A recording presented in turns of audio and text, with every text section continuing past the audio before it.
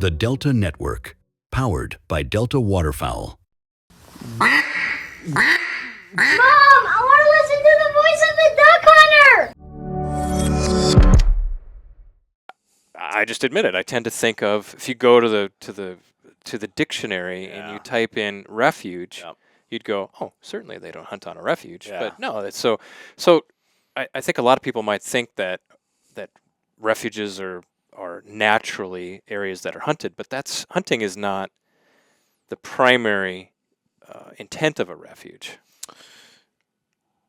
I would argue that so if you want to talk about kind of the history of the refuge system and how we got here to where hunting is not only a allowable activity, but it should be prioritized, is what the Refuge Enhancement Act, Improvement Act of '97 says. The history of the refuge system started in 1903 by President Roosevelt. Was it Pelican Island down in Florida, in between like Daytona Beach and Vero Beach or whatever? That was created to save the pelicans. The plume hunters, the market hunters of the early 19th and 20th centuries and things like that, decimating the bird populations there in that stretch of Florida. So President Roosevelt, a great sportsman, conservationist president as he was, created the first national wildlife refuge system, and for the next almost 100 years, they obviously grew in size. Where the refuge system kind of got turbocharged is the creation of the duck stamp in '34. The vast, overwhelming majority of duck stamp dollars, like 98 or 99% of whatever it is, goes towards acquisition, enhancement, management, all that stuff of the refuge system, countrywide. And where things started to, I don't want to say change, because hunting has always been a part. It's always been interwoven with the refuge system, and particularly duck hunting, waterfowl hunting.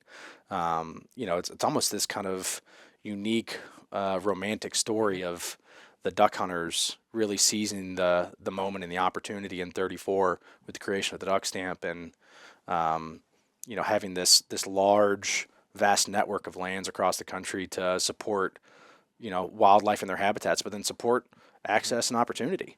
The Refuge Improvement Act of 1997, it did a bunch of different things. I mean, it's really nerdy and policy wonky stuff that, obviously folks like me and John and our team love to talk about. But one of the things that it clarified in there was that hunting and other outdoor recreational uses, fishing and boating, or not boating, but fishing and bird watching and wildlife watching and things like that, were not only an allowable activity on refuges, but should be considered a priority thing.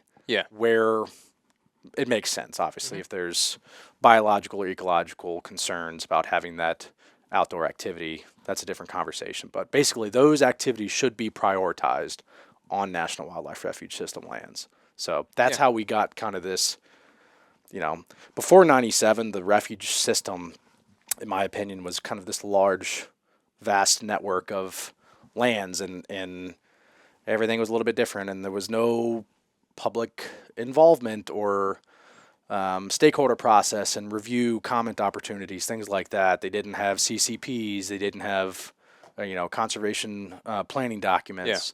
And the Refuge and Improvement Act kind of changed all that and made it kind of one cohesive, now it operates as a well-oiled machine, and what is there, 65 national parks.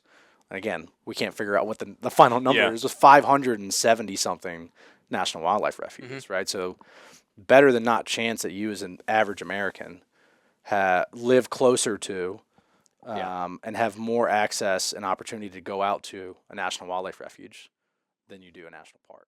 Mom, I want to listen to the voice of the duck hunter. Again.